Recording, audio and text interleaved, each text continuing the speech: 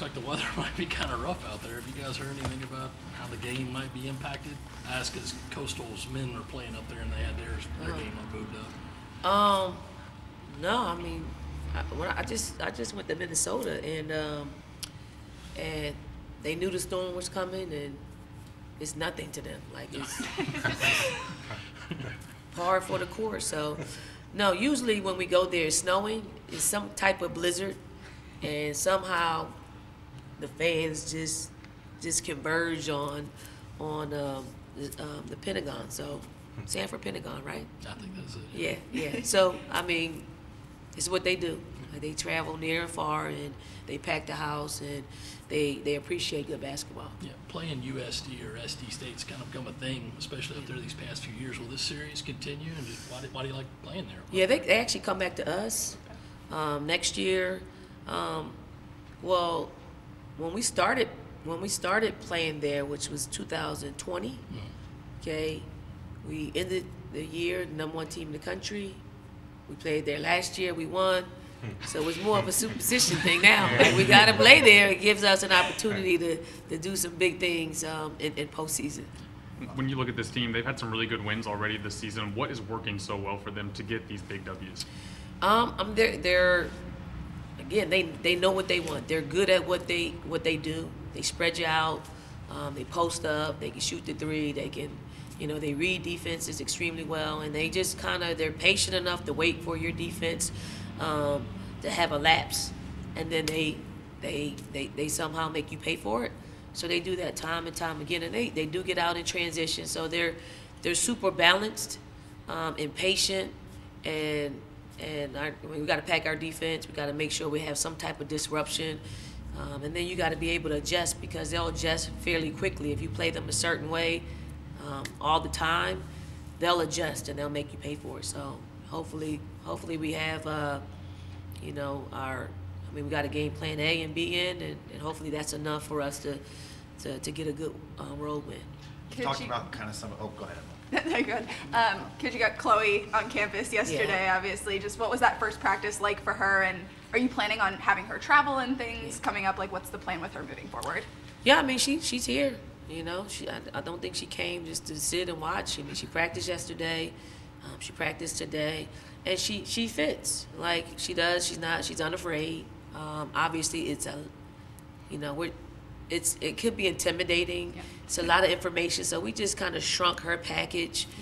Just know, these 3 plays, and when in doubt, just be a basketball player. Just make a play, whether it's good or bad. Just be good at actually just make a decision, whether it's good or bad. And I mean, she fits in quite well. I mean, and all of her teammates are really supportive, and they're helping her along the way. She is coming with us to South Dakota, and if there's an opportunity to put her in the game, we're going to put her in the game. But we want her to be in a position to have a positive experience.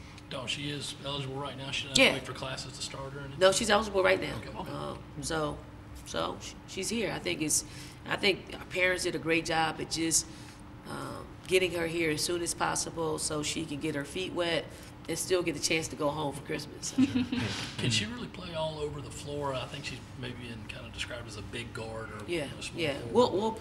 We'll just play her on the perimeter, similarly to how we play LA, but probably not a primary ball handler. So she's tall, she's agile, she can shoot it, she's unafraid, she makes good basketball decisions. So I mean, everybody around the country could use a Chloe Kids at this point. Wearing number 21, does she have the same attitude as Kiki did? she's very similar. Like she's very similar. Like, she's not going to back down. Like from any competitive environment. So looking forward to seeing some of that. Glimpses of Mad Kiki, Mad Chloe, Mad Kids. I don't know. Got to work on the nickname. As a coach, you kind of mentioned you're kind of shrinking things per. Is that harder to do with a player in the middle of the year than maybe if you were just doing it from the start? Or what kind of goes into that as a staff to try to shrink a playbook for a new player? I mean, for the caliber player she is, like you just wouldn't do this for like any like a low level player.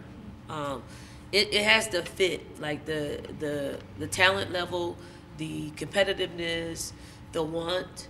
So she wanted all of these things, and she knows coming in the middle of the season, she's going to take some hits as far as not knowing. She's going to feel out of place. She's going to, hopefully we can lessen that feeling.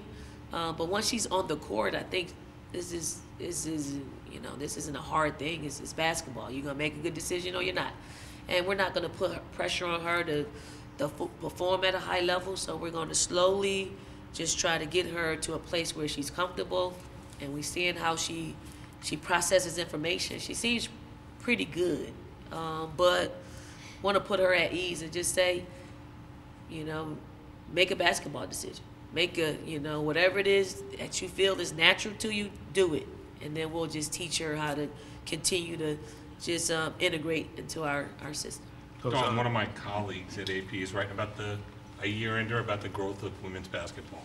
How do you feel about the state of this game and this sport and how far it's come the last few years? I mean, we've grown. Like we've grown so much.